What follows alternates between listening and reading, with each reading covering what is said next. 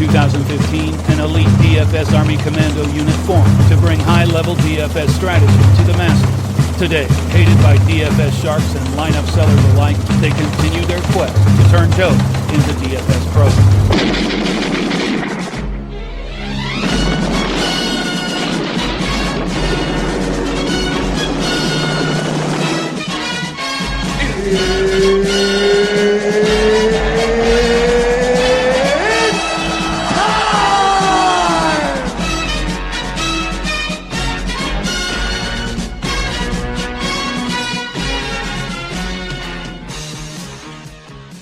Good afternoon, everybody. This is your DFS Army Bold Calls daily podcast for NBA for Christmas 2018. Yes, you had no idea that we were doing this. Bear, how we doing? It's Christmas, brother. Merry Christmas, everyone. I'm doing well. Everything's great. We've got the women of the Moshe household back here making some yummy food for us. We've got some guests coming over later on. Been basically spending most of my day kind of diving into tomorrow's slate. I spent a little bit of time, about 45 minutes, listening to Geek's single game podcast. I mean, we did Wait a second here. He did a 45-minute podcast on one game. On the one game. And to boot, it's a low-scoring Raiders-Broncos game. I don't ever want to hear anybody ever complain ever again. That's what I'm saying. About us going 5-10 minutes over on a 13-game slate. Exactly where I was going. Oh, man. Okay, so for those of you that don't know, or maybe you do, the NBA or Christmas is the NBA's time to shine. Oh, yeah. Like Thanksgiving is for NFL, and the 4th of July is for baseball. Christmas is NBA's day. Now, there are multiple ways that you can handle these. One, you can just not play at all, and I have chosen to do so at times. I no longer do that because I have to do all the research and everything anyways, so I might as well, at least profit from the hard work that I put in. The other thing is you can play very, very lightly and have some fun with it, which is probably where a lot of you guys should lie. There are 5 games. They start at 12 Eastern time, and they go through the day and through the night. They're all spread out. No 2 games are going to be going at the same time unless they kind of overlap a little bit, but they're spread out through the day.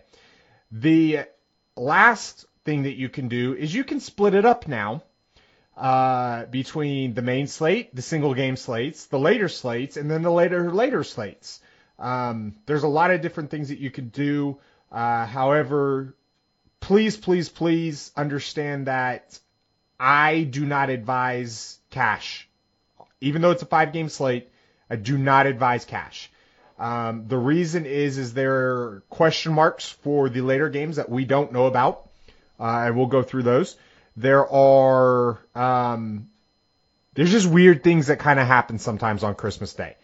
Would you disagree so far? Or agree? No. I'm right there with you. Myself, I usually throw about 5 teams together. Between the 2 sites, maybe 6, maybe 7, maybe 30 or 55, whatever. And I play tournaments, and I get back to my roots, play tournaments only, and I take some chances. And I understand that if I don't win a single dime, then it was for fun anyways. I still put in the effort. I still put in, but I don't tilt over it, and I don't use it as a. I look at it the same as I would look at chasing a qualifier. In a sense, like I'm not expecting to get anything back, but I am going to take some shots on trying to take down tournaments. And that's what the whole sole purpose is I'm doing this to take down some tournaments. There's a lot of good ones out there. For example, the Fanduel one is the Santa Slam, which is normally between $25 to $55 on FanDuel, is $12.50 tomorrow. The prize pool is $1,001,001, with top prize taking a grand total of $200K.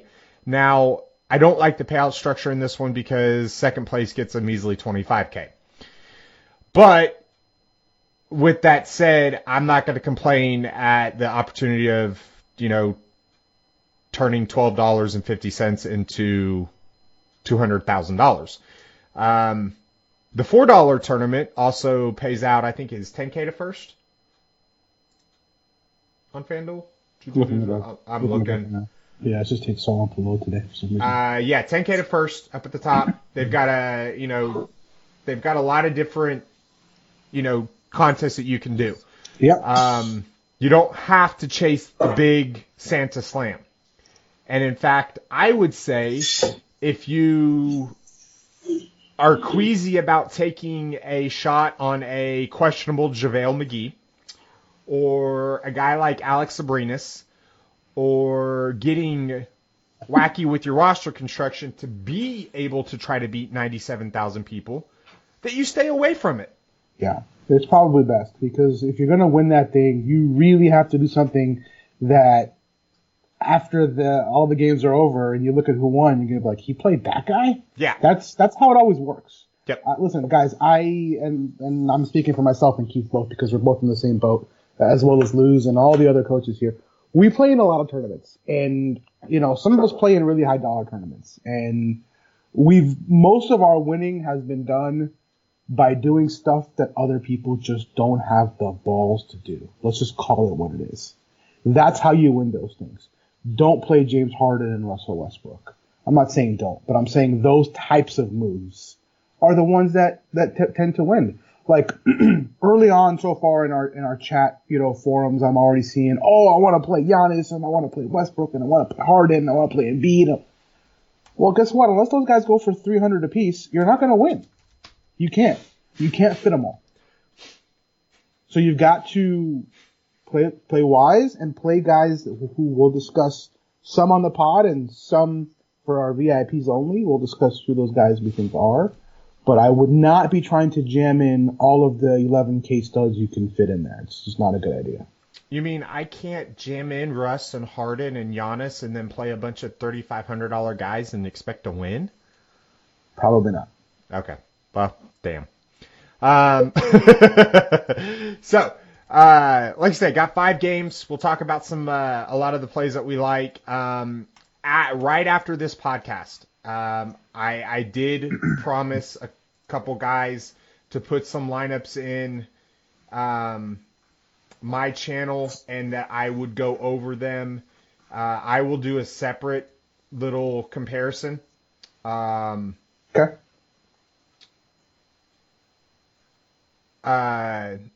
After we get done. So Okay. I'll edit this and then do that and put that out. It'll probably be a video that I put out through Twitch and just for our VIPs. So, Ooh. all right. Ready to go? I'm born ready. Let's get going. So, point guard. Obviously, we've got some of the big studs up at the top. Yep. Okay, Russell Westbrook, Steph Curry, Ben Simmons, Damian Lillard, Kyrie Irving. Yep. All over 9K tomorrow. Now, how about we do this? Mm-hmm. How about we go game by game? Yeah, I thought about it because you're going to have, so many of these matchups that are delightful. But at the same time, I think as our listeners are listening and they're building their rosters or they're taking notes, they want to cover position by position. Okay. That's the feedback at least that I've received. So from the members, and frankly, we care about our members. So let's do that. Yep, that'll work. Point guard, Russ. Obviously, he's been a different kind of Russ this year. We've talked about it. He's 11-3. We don't have to worry about a lot of the ball dominance. He's still very ball dominant, but he has a supporting cast now. Yeah. He works well with Steven Adams.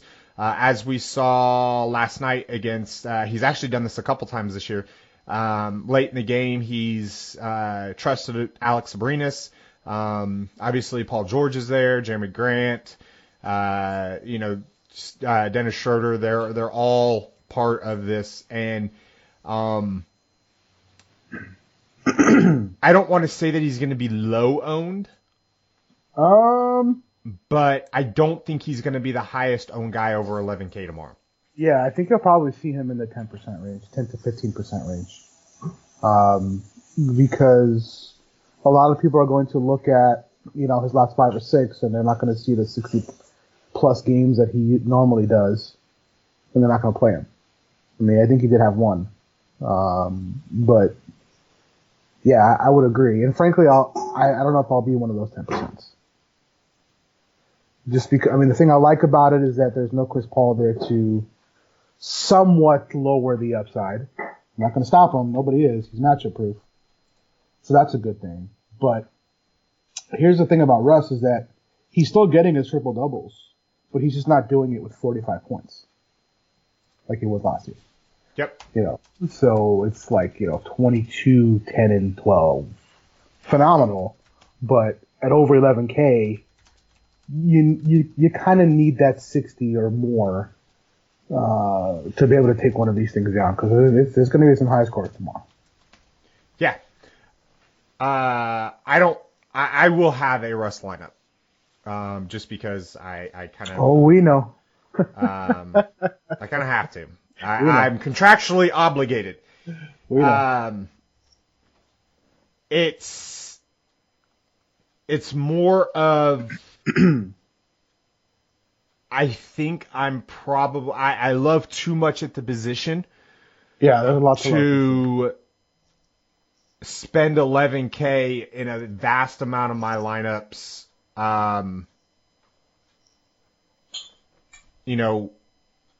For Russ tomorrow. Yeah. And the thing about it is, if you look at, let me take a look at this real quick. I'm going to bring something up. If you look at the Skybook Sportsbook casino here, which we all know I love to do, particularly when I'm looking at over-unders, etc. That game is not the highest. I thought it would be up there, but it's up there, 221. But more importantly than 221, it's a 1.5 point spread in the favor of the Rockets. Oh, yeah. And so what that tells me is that I really still want exposure to the game. And, you mentioned Jeremy Grant, you mentioned Steven Adams. I don't know if you did or not, but he's got Paul George. So in lineups where I'm not playing Russell Westbrook, which is 100% of my lineups, I'm going to want to have a pretty decent amount of Paul George. He's been the team's best player. I know that might make you mad, but he has. It's not making me mad, no. Okay. Because he like I've said it before, he's playing the best I've seen him play in his career. Yeah. He's comfortable. He's locked in, like absolutely, completely locked in. And I faded both him and Russ last night, and I got to tell you, in that first half, I was kind of sweating it a little bit. Yeah. Yeah. Well, so let me just finish, right? So today I was watching The Jump on ESPN. Good show. And Scottie Pippen was asked by Rachel Nichols, she says, who's the better player right now, James Harden or Paul George? He said Paul George. Yep. I would not disagree with that. And Amin El-Hassan looked at him and he was like, I gotta agree too. And the breakout was the following. Their offensive games comparatively, obviously Harden is better in that aspect, but not a lot better. He's better, but it's not night and day. Then you look at the other side of the court defensively, and Paul George is just several planets higher. on the defensive end. So when you look at stratospheres. I mean, I know that particularly the younger generation just kind of look at points, but when you're evaluating basketball talent, particularly at the NBA level, you can't just look at that because there are a lot of players that can put up 40 points, but who can't defend. And guess what? They're not in the league because they can't defend. Now, I'm not saying Harden is that poor of a defender. He's not. But he can be at times. Well, he was last year, but we've talked about it. He's improved. He ain't improving anymore. He's improved a little bit. He improves when, actually, it was 2 years ago that he wasn't really good. Last year, he actually took an uptick because he had guys around him that were able to help, and he didn't have to shoulder the whole offensive load.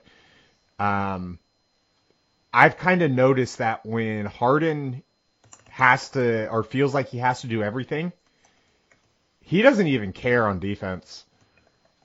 And in fairness to him, I wouldn't either. Because, I mean, when you're literally doing everything on offense. But is that his fault? No. Yes. Some of it is. Said. I don't think it is. On offense? No. Dribbling the ball about 30, 40 times for 20 seconds, playing iso ball, and then either running that step back three or getting to the hoop. But you have to understand something. If that was a problem, then the coach would ask him to stop. He wouldn't. Yeah, he would. D'Antoni couldn't get Carmelo to stop doing that. Well, Carmelo's a different animal, I think, but he's made it very clear. He looks at James Harden just like he did Steve Nash. He wants the ball in his hands. He wants him to do everything. He wants him to dribble. He wants him to shoot. He wants him to pass. He wants him to score. He wants him to do everything. Right. He's made it very, very clear. But Steve Nash didn't have everything, or didn't have his teammates clearing out every possession for iso ball. Like, they still ran an offense. Right. Steve Nash was a different player. I'm not comparing the two. I'm talking about in terms of what their head coach wanted them to do. Oh, I agree. I just don't like the decision-making of James Harden sometimes. And we're getting off on a tangent. It has nothing to do with that. That's another discussion for another day. I'm not trying to downcredit the abilities of Harden at all, because I've long said that I think he's one of he's one of the best offensive players that this game has ever seen. Just everything that he can do, but it's more of a working in the offense thing, which, to bring it all kind of back home, which is what Russ is now starting to do. He's flowing in the offense. He knows he doesn't have to go out and score 35 and get a triple-double every night. Right. Exactly. Now, is that still in his hip pocket? Oh, yeah, absolutely. Sure. We've seen it this year, recently. You definitely have. And the question here becomes, is he going to want to do that, A, on Christmas Day, B, in primetime, B, against James Harden? That's really what it boils down to. Or does he not give a crap, and whatever it takes to win the game, if it's George, if it's him, if it's Adams, if it's Jerry Grant, if it's freaking Arenas, right? Does it matter to him, or does he want to, like, this is my day, this is my game, I'm going to take over? That's what we need to understand. And we definitely will eventually know before the game, because I'm pretty sure our VIPs will hear from us plentifully. Yeah, they will. All right. Next point guard. So, I don't know. So out of all these guys you mentioned Westbrook, you mentioned Curry, Simmons, Kyrie, Lillard. I think the lowest owned is going to be Lillard. And because of that, or the reason because of that, I should say, or for that, is because, number one, they're playing Utah. And again, it's that stigma of the slow-paced Utah Jazz. The Jazz are no longer at the bottom of the league in pace. They're not at the highest either, but they're not at the lowest. And so that bodes pretty well for Lillard. I looked at some stats for what Dame has done versus Utah. I like what I see. So, am I saying don't play Steph or Simmons or Kyrie? No, of course not. I'm just saying in large field tournaments, when you want to differentiate yourself, you can go with the significantly lower owned Damian Lillard and hope he outscores those guys by a couple points. Curry, I mean, I'm out. yeah, I gotta be out. I think I might have to be out too. I'll have some shares because I'm probably doing like 25 or so lineups. And if I'm doing 25, I've got to have at least, 1 or 2 Curry shares. Otherwise, I'm not doing it right. But specific to like the matchup or whatever, I think the Lakers are going to really make sure that he doesn't get going. There's 2 plays in this game. Well, no, 2 plays on the Warriors that I absolutely love.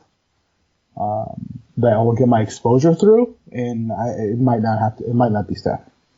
Oh, it's definitely not Steph. I've got lineups built on multiple, and I have 0 Steph Curry right now. Yeah. It's one, it's the Christmas Day history. 2, it's the stigma. I think he's going to be over-owned. 3, I've got more, and honestly, like, out of these top 5, yeah, I've got a lot of Dame. So do I. I always play Dame when he plays Utah, whether it be at home or on the road. And I just have that feeling like one of the things that it's made Damian Lillard so like fun to roster is he plays with a chip on his shoulder. He's played a lot of these last couple of years, like he wants to be, or he should be in that upper echelon of point guards, and he hasn't been considered there. Last year he got the All-Star nod. This year I think it's Portland's first time playing on Christmas. Yeah, I think he's going to come, and especially being the marquee matchup, I think he's going to come out and put out a show.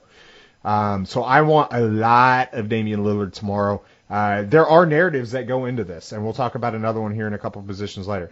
Yeah. So Kyrie versus Boston, I don't mind. I'm sprinkling him in. But if you tell me 9K or above, you can only have one, it's probably Damian Lillard. All right, so we get Eric Bledsoe right under that against the Knicks. Obviously, it's the Knicks. Same rules apply with the Milwaukee Bucks. Don't pair up Bledsoe and Giannis and Middleton in the same lineup. Max it out at 2. Go from there. Ricky Rubio. Now, we just saw, 2 days ago? 3 days ago. Something like that. Utah went into Portland and smoked them. Yeah. Like, it wasn't even close. Rubio put up a 39 in only 26 minutes. Yeah, make no mistake, Rubio's definitely heating up. I really like him more at home. I like him on the road too, but I like him particularly at home. I think I will have at least 3 to 4 players from this game. Just about every lineup. There's some exceptions, but Rubio, and there's another. Let's do it this way, Keith. I have a secret point guard, which I told you about. And he's in 100% of my lineups right now. Is he? Okay, good. Right now, he is. Good. You're welcome. But I'm going to say for our VIPs that is in 100% of my lineups as well. We'll talk about it, but in private. So yeah, but Rubio is certainly one of those. I'm pretty highly exposed to him, because I just like the fact that he's probably going to be like 8-9%, given Curry and Simmons and Kyrie and Lillard and Bledsoe and Westbrook and all these guys in here. Yeah. So I mean, I think between him and Dame, I like the ping pong. Yep, I do too as well. Manuel Mudiay, I'm probably not going to play. He's had a pretty good little good stretch here, and I'm probably going to be off of him. Eric Bledsoe is actually a pretty decent defender. He is. He's scrappy.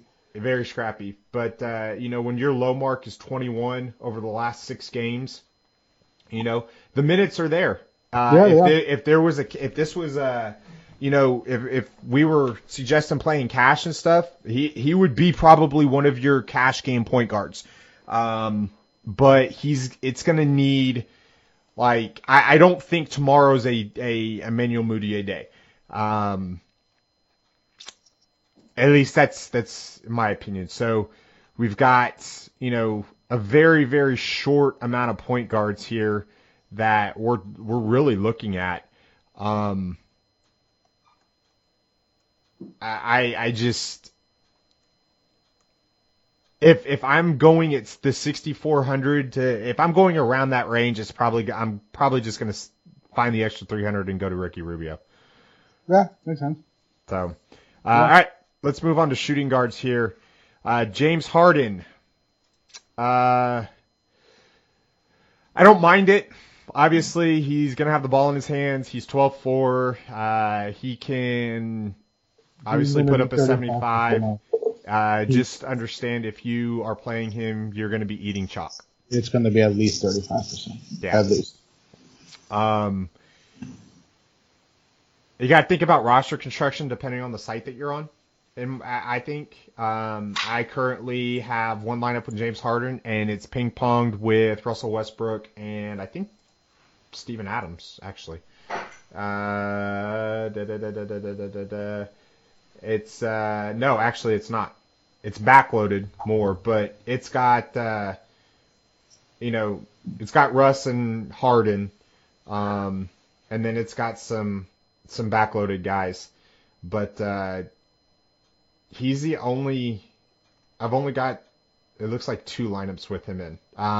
The mid tier is just so much better in my opinion. Yeah. So let's talk about some of them. So Jimmy Butler, yay or nay? Gonna see a lot of Marcus Smart and Jaylen Brown. A lot of Smart, yeah. I don't have any with him personally. Plus, the guys I like are cheaper. So yep. For me, one of my, I don't want to say locks, but top plays of that Lakers game is going to be Klay Thompson, even at his elevated price. I think everyone's going to rush to Durant and rush to Steph. And I think Klay kind of goes unnoticed. I don't know how unnoticed he's going to go. I still think he's going to be around 15%, which on a 5-game slate kind of spread out like this is, I guess that could classify as unnoticed. Well, remember, he's 7,400 on Fanduel now. So he's climbed. Oh, I was looking at DraftKings. Whoopsies. Yeah, he's more expensive. But, this is the kind of game that it's going to be a lot of points. What are we looking at here? 230. 235. Yeah. 236 now. That's the highest on the board by a long shot.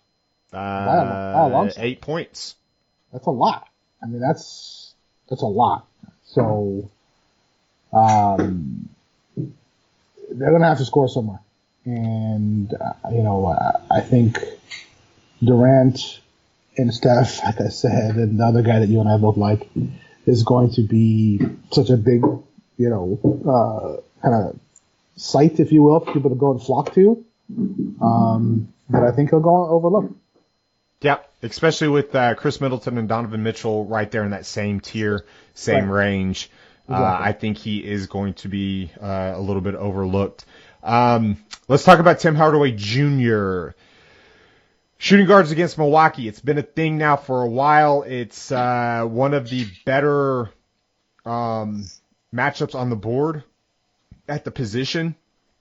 And he hasn't, if we want to talk about a guy that could go underlooked, besides the fact that he's playing in the first game, and you're generally going to have those guys that, especially when the slate's spread out, that are going to just kind of load up on the first game. I don't think he's going to garner a lot of ownership because of what's available, especially around that same price range, and up at the top, especially with the inconsistencies that he's had.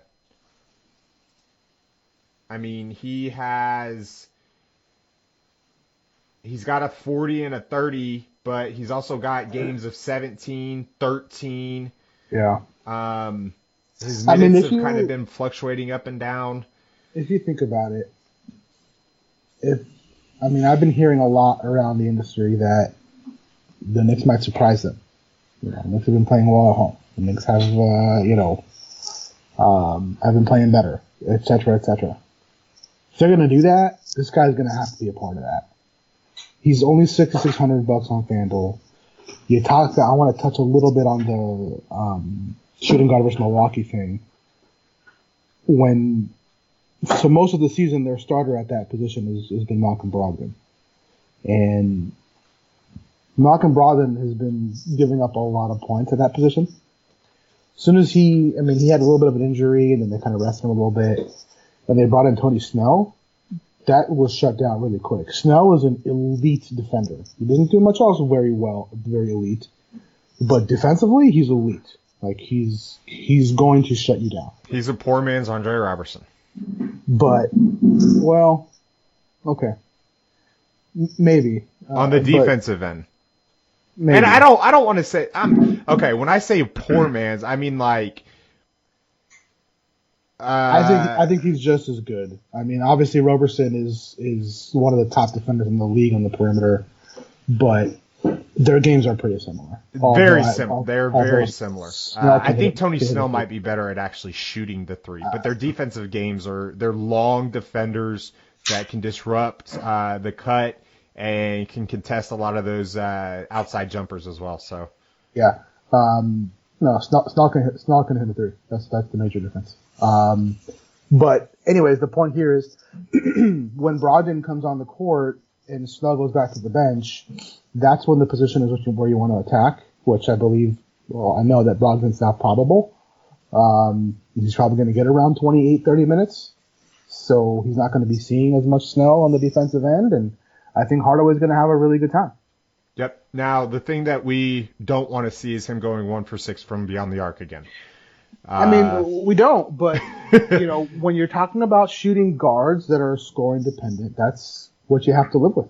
Yeah, I mean, he's gonna give you a couple assists, a couple rebounds. It's not gonna be anything flirting with a double-double, unless something crazy happens. But no, 80 to 90% of his scoring is going to be pure bucket. Yeah, and you want, if he's a tournament play, that his shot can go cold from beyond the arc, but if he's feeling it, then he has the opportunity to blow that 66 out of the water. Yeah. So, now here's a question for you. Because we've talked a lot about Dame against Utah. CJ McCollum has lit up Utah before in the past as well. He's 6,400. You have one. You can only have one. There is only one, as we say in Oklahoma. Between Hardaway and CJ. Oh, between Hardaway and CJ. Yes. Ooh. I'm probably going to lean Hardaway. Yeah, I think he has the upside. But it's really close because CJ's going to have Mitchell on him probably most of the time, and Hardaway. I mean, they're both going to have lesser defenders on them, so I mean, it's not like they're either in a bad spot. But what helps me decide is I'm looking at the totals of both games. I'm looking at the pace of both games, and the Knicks are in a better spot. So as a team. Like I said, if they want to keep this game close or have a chance at an upset, it's going to be because Hardaway went off. Obviously, other guys can go off too, Moutier and Knox, etc. But I just think Lillard, what he's going to do, will take away from what CJ could do. Because I know Lillard's going to want to take over this game. So, yeah. My Lillard lineups obviously do not have CJ. My CJ lineups do not have Lillard. But I do have some of both. I think I've got 4 Lillard lineups and 1 CJ lineup. Yeah. So that's kind of how it goes right now. So, Eric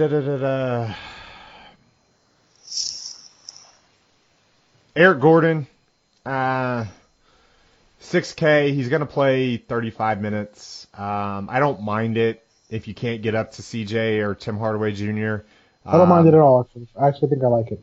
But he's not my favorite guy. I think I would much rather go down to like a Dennis Schroeder, or even go all the way down to like Marcus Smart or Jaylen Brown, and then use that money elsewhere.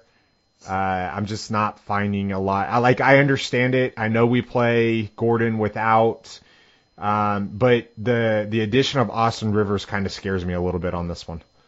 Yeah, I could see that. Although I think Austin Rivers will be more of like the backup point guard when Harden gets a break. But yeah, and remember they started Daniel House the last game. Yeah. So basically what they did is they moved Harden to the 1, House to the 2. They had, oh my gosh, I just lost my train of thought. Who was at the 3? Because PJ Tucker was at the 4, Capella was at the 5. Yes. Oh my gosh. Are you kidding me with this? How do I not remember this? I was sitting there thinking about it because I don't know if they're going to run the same way. I'll tell you in a second. But yeah, I do remember they had two. There were 2 changes in the starting lineups for them that game. Here. Where is it? They started. Oh no, Gordon did start. He did start because Gordon definitely started, but there was 2 new starters in the lineup. Yeah, it was House. Started at the 3, and Gordon started at the 2. Okay. Yeah, makes sense. Yeah, because I was like, what the? But it was like we expected. It was Gerald Green who got over 30 minutes, even though House started. Although House also played 28 minutes that game, but yeah, it was. But that's also because, like I said, they don't have like a true backup point guard. Now they have Austin Rivers. The reason for that is they're still bringing Brandon Knight along slowly. Make no mistake about it. They either want to trade Brandon Knight to get more depth that they can rely on at the position, so they're going to start showcasing him as it goes, but they can't afford to sit back and wait right now. So that's why you kind of saw the Austin Rivers signing, and you know that Chris Paul had to sign off on that. Dude, that was amazing. Yeah, you know he had to. So, but the Brandon Knight day is coming. It's just not here yet. No, it's not. And I just want to let it be known that I sent an email to FanDuel for not putting Austin Rivers on the slate, and I'm pissed off about it because he would have been minimum price and he would have been a fantastic play. But yeah, they decided not to put him. I will thank you very much for sending that email, and then thank FanDuel for not putting Austin Rivers on against the Thunder. Whether he's on the slate or not, if he goes off, he still beats your team whether he's on the slate or not. So it doesn't make a difference. Yeah, but at least I don't have to worry about getting hit double time. So, anything that you're interested down here at the bottom? Like, I've got some interest in some drop score candidates, but that's really what they are. So drop score or? No, just like anything that you can think of that's going to really... Like, Yes. I don't have anything projected over 22 minutes for anything below 5,000. So I have some builds where I wasn't able to get any exposure to the late game. So what I did was I used Kyle Korver as a drop scorer. And it's just drop score, but he's got a chance to do some damage. He's been getting the minutes there. He's been getting the shots there. They love them some Kyle Korver in Utah. Yep.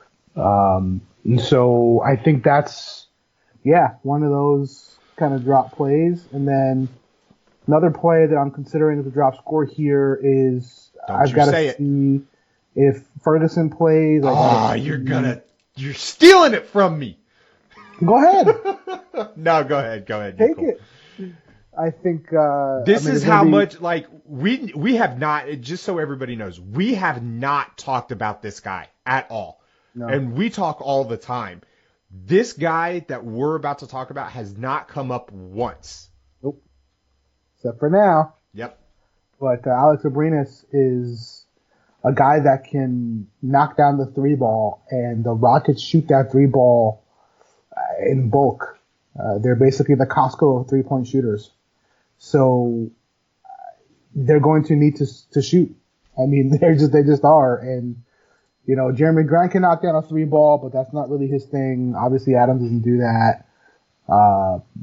We'll see who else is playing and who else isn't playing, but No, it's George and Sabrinas and it's Westbrook.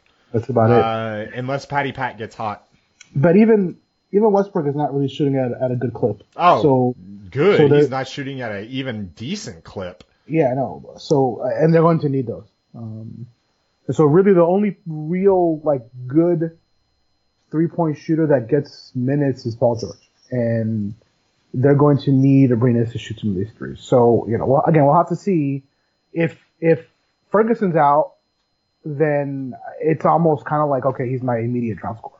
If Ferguson is out, and Ferguson, for those of you that know, it's not an injury, it's an illness.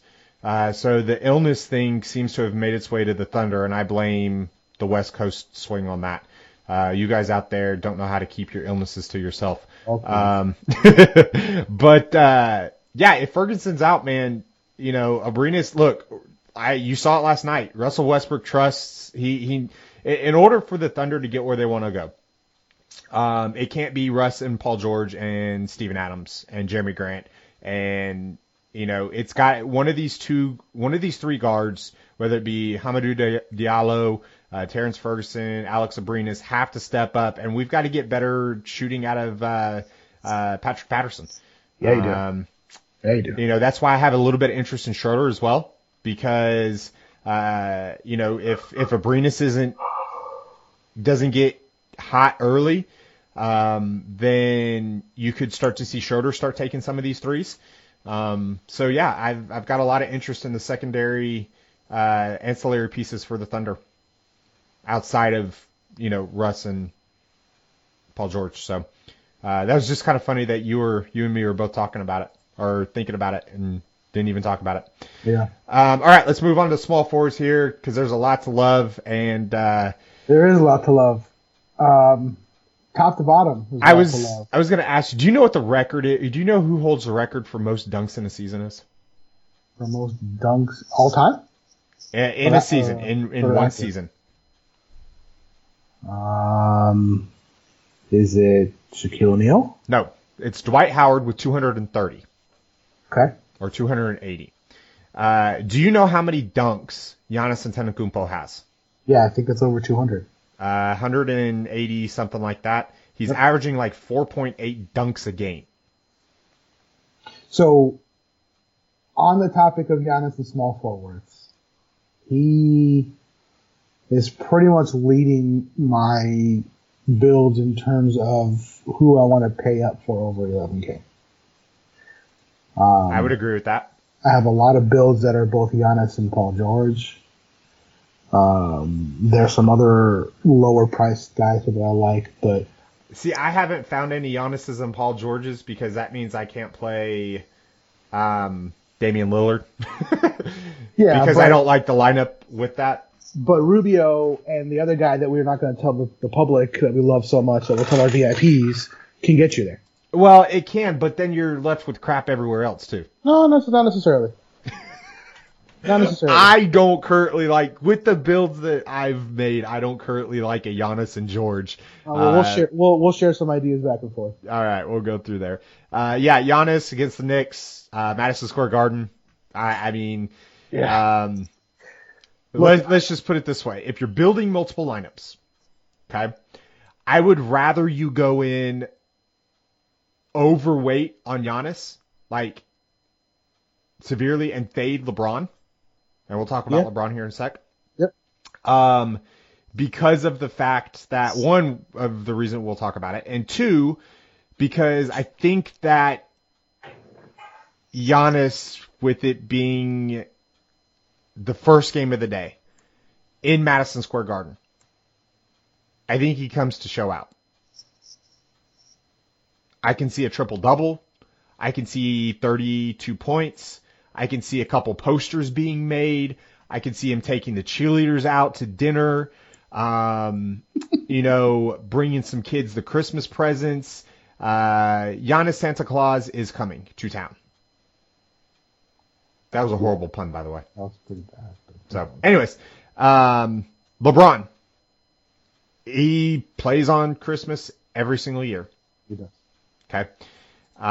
We've got I think 19 million seasons of him playing on Christmas Day. He's the game's best player. He's going to play on Christmas Day. They're going to showcase him. Being out west, normally the marquee matchup of the day is usually a matchup of the previous year's finals. Considering that you are not going to put the Cavaliers on Christmas Day, you're going to put LeBron against the Lakers or the Warriors on Christmas Day, which has pretty much been the same matchup anyways. A lot of people will go through this narrative and sell themselves on LeBron on Christmas Day is just an auto lock. LeBron on Christmas Day for me is an auto fade. I've pulled it up, and I'm pulling it up again right now.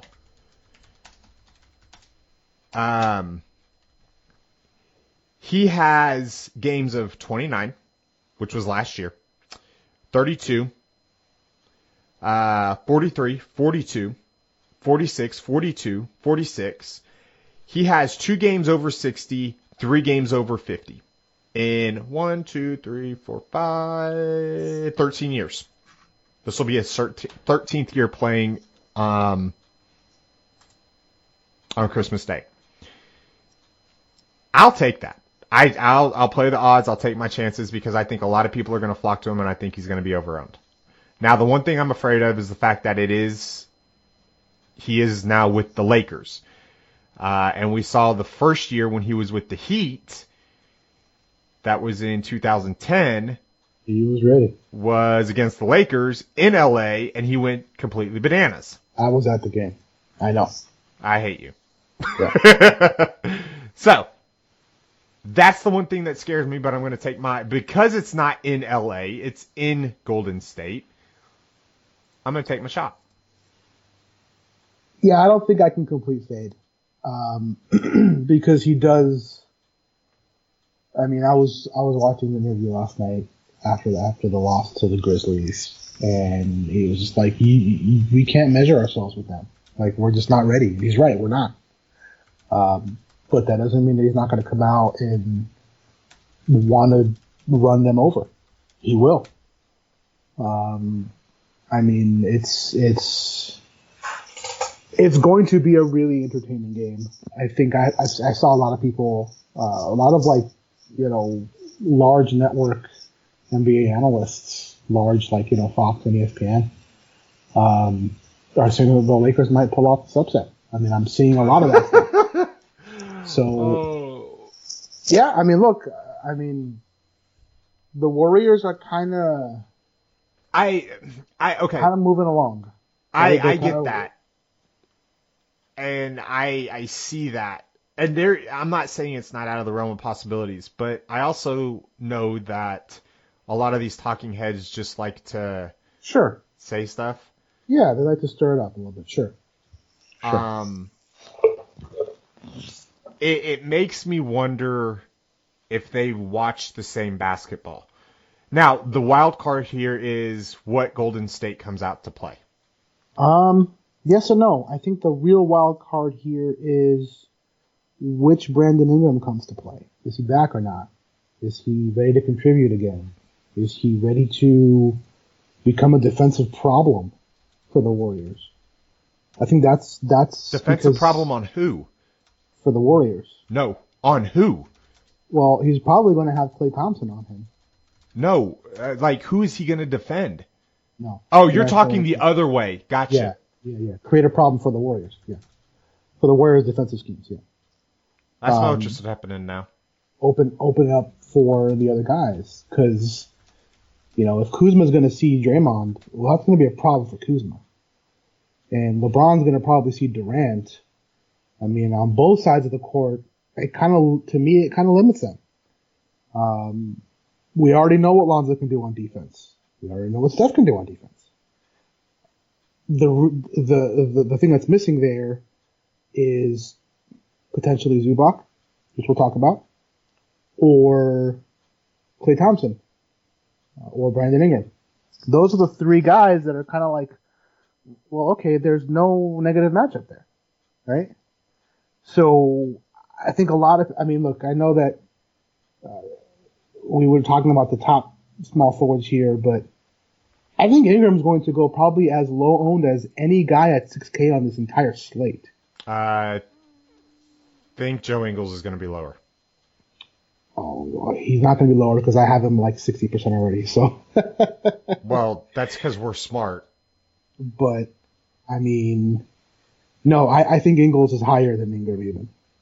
But we'll see, right? But either way, they'll be pretty damn close, right? Yeah, I don't know if there's going to be very many sneaky plays in this game just because, everybody's hyping it up. This is the game that everybody's going to want to watch. This is after everybody eats, after everybody's opening presents, they're playing. This is the game that everybody's hyping. So I'm not sure how many low-owned pieces, especially with guys like Brandon Ingram, Kyle Kuzma, are going to be. I hope that you're right. I really do, because I have a lot of Brandon Ingram as well.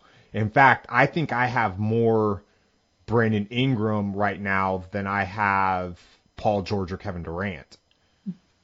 It's like a 3 to 4K difference. Well, it's just the way that the builds are going. I love the savings there for the upside. He's put up good games against the Warriors and against Kevin Durant before. Has. And he looked active and now I know it didn't produce, but he looked good the other night moving around. So I think them keeping him out a couple days longer than they probably originally expected to, I think it actually kind of helped him a little bit.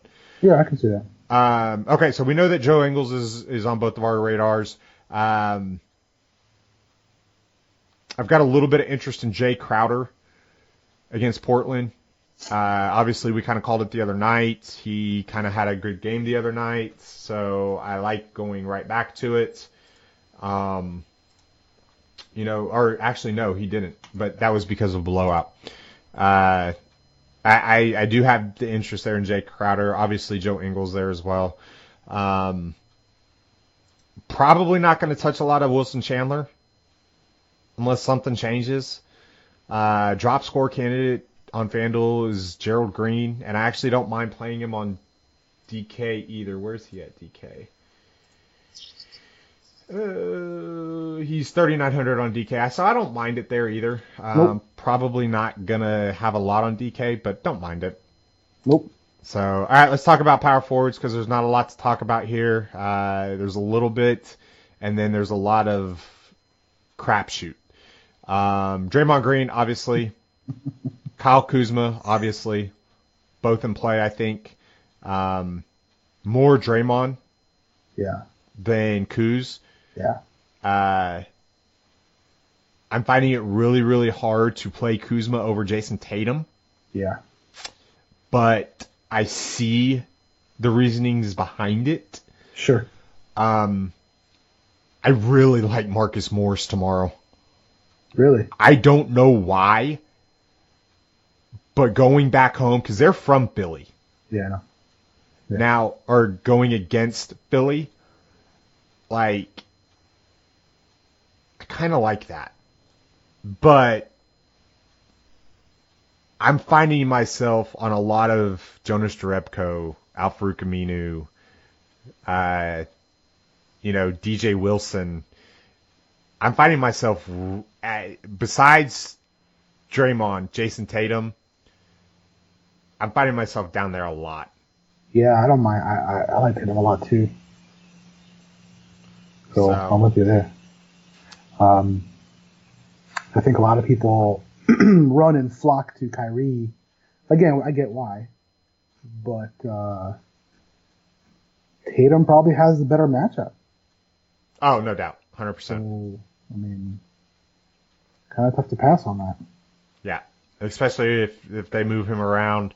If they decide to go big to try to match up and put Morris at the 5 and Horford at the 4, they can move Tatum to the 3, and Yeah, sure. So there's going to be a lot of stuff there. Any interest in Kevin Knox, Noah Vonleh? I do have some interest in Kevin Knox. I do. The guy's been balling. I mean, there's something to be said about that.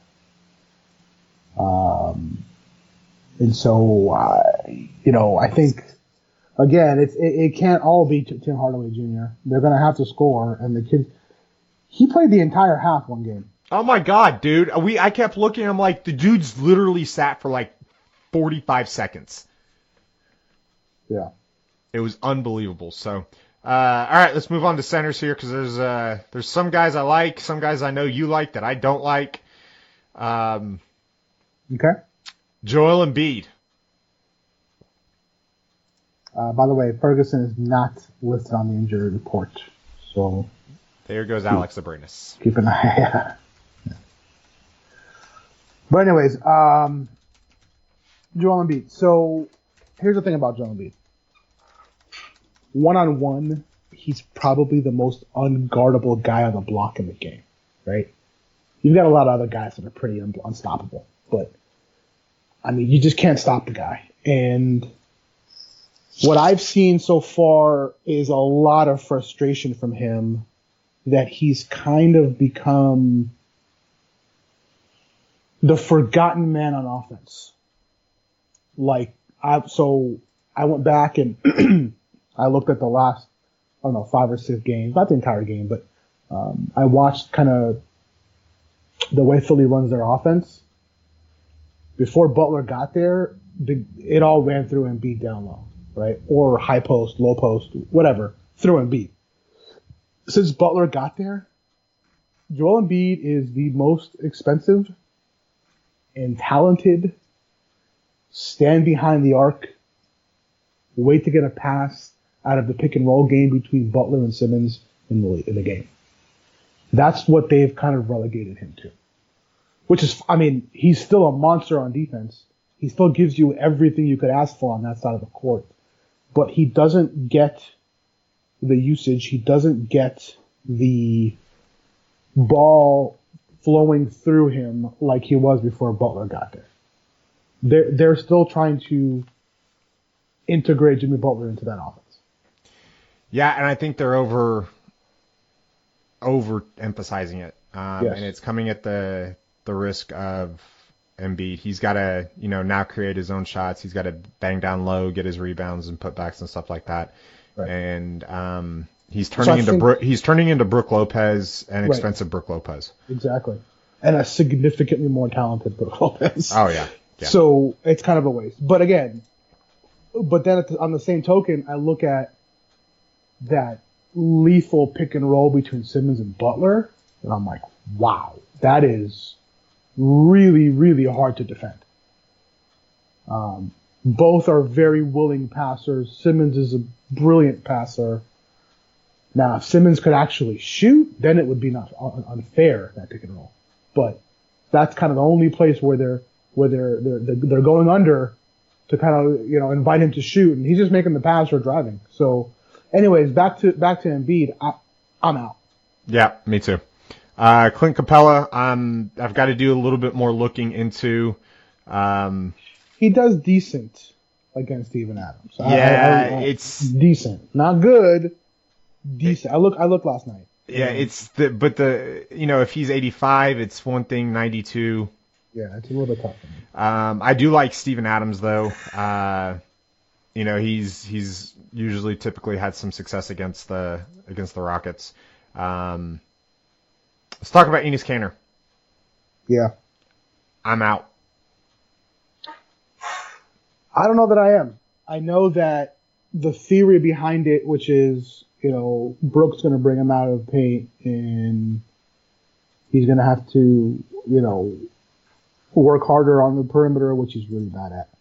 And it will take away from his rebounding upside, et cetera, et cetera, et cetera. I get all that. I really do.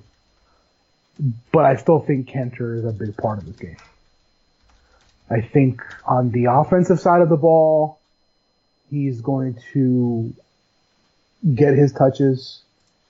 I think particularly if Hardaway gets going and the defense starts to focus on him, he's going to be around for offensive rebounds and to do his damage on that side of the floor. I'm definitely not completely out. I like him a little bit less than I did last night, but I'm definitely not 100% out. Can I give you some numbers? Sure. Since with the Knicks, at the beginning of the 2017-2018 season, so last year, he has played 5 games with the Knicks against the Bucks. His highest game was the second matchup that he had against them, and I'm assuming that it was probably a pretty fast-paced game. He put up a 38. His last 3, 30, 30, and 18. And he's playing minutes.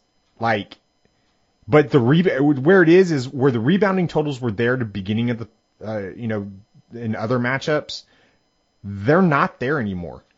7. Now, he did have 13. Well, when are these games? Would these games play? The 18 was December of 2018. Okay. So this year. So earlier this month. 10-22, so of this year, was a 30. And then you had last season. So the 2 games this year, he's had an 18 and a 30. All right, couple things. The games before, Kristaps Porzingis. That's where they all went to. To me, throw those away. But you can't say that in February of 2018. I didn't say this year. I said last season. No, that is last season. Okay. When did Kristaps... Well, I'm asking you, when did Kristaps get hurt? He didn't play. He hasn't played a game here. Last season, Bear. When did he get hurt last season? I mean, he played a decent amount of games, so probably about 60% through.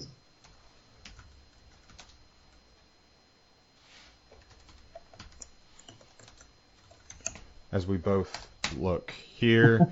December... Ooh, that's not it.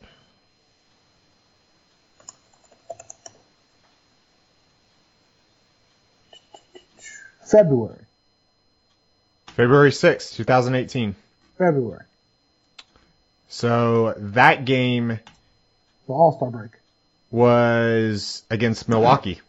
That was his high one. The game before that, February, was with Kristaps. So... and he put up a what? He put up a 35. But so March 9th of 2018 was without Kristaps, and he still put up a 30. Yeah, look, so what I'm getting at here, and there's some other things that I wanted to look at that I haven't had a chance to look at yet, but I also am weighing the impact of Vonleh in the starting lineup, right? And how Vonleh is basically a vacuum of rebounds, and if he takes away from his rebounds upside as well. Yep. So I'm gonna look into all those things. I definitely will. But offensively is where I like Kanter here, because they being the Bucks, have a lot of length on the perimeter, and you can attack them down low, right? They don't have. I mean, obviously Giannis and Brook Lopez and these guys are lengthy, but the way Kanter plays down low, he's super crafty. I mean, that's where I think his upside comes from. Is from them needing him to score in the post. So I could see him putting up 28, 29, like actual points. Yeah, I think I'm off. I'd rather go down to Brook. Or that's my other play. Absolutely, I like Brook a lot as well. I think Brook is certainly in play. Do we know is Al Horford still on a minutes limit? I've got him at 25 right now, but I haven't looked into it significantly today. No, 25 is not going to cut it, so he's out. Um, let's talk about him, shall we? I would rather not. Okay. Okay. I would rather talk about Mike Muscala to close it out. Yeah. I'd rather leave that one like the other one, and Okay. Cool. Fair enough. we're already giving Christmas the Christmas holiday peoples what they want. Let's not upset the paying members. Okay. Mike Muscala. I've got him at 24 minutes. We know the upside. We know what Boston is horrible about rebounding. I'm interested. I'm not sold, but I do have a couple Mike Muscala lineups currently because it allows me to go get Paul George, Kevin Durant, Damian Lillard, all in the same lineup. And I don't mind that. It's one of those things like I know what he can do. Yeah. I'm trying to figure out a way to kind of get a little sneaky. If he... So I think Wilson Chandler is questionable. I didn't see that, and I didn't even take that in consideration, but that would just make it even that much better. Yeah, that's where we have to look. Will we find out? I don't know. Probably not, frankly, before lock. But I don't if know, he gives man, me 20 minutes... I almost like Noel better. I'm gonna be honest with you. I almost like Noel because the thing about Muscala is like I don't know, man. He's very hard for me to trust. I've got probably 3 guys that are lower than him on the cost that I could play over him. Okay. I'm just trying to find a way to get sneaky. Yeah, no, I get it. And I think paying down at center tomorrow might be one of those ways. Yeah, that's what you're getting with Noel. Yep. Absolutely. So, anything else before we get out? Nope. Alrighty, guys. That's going to do it for us today. Merry Christmas from the DFS Army. We are going to be out. I'm going to go put together a trampoline and then go hang out with my in-laws. Nice. So, for myself, for Bear, for the DFS Army, we go. We gone. Peace out.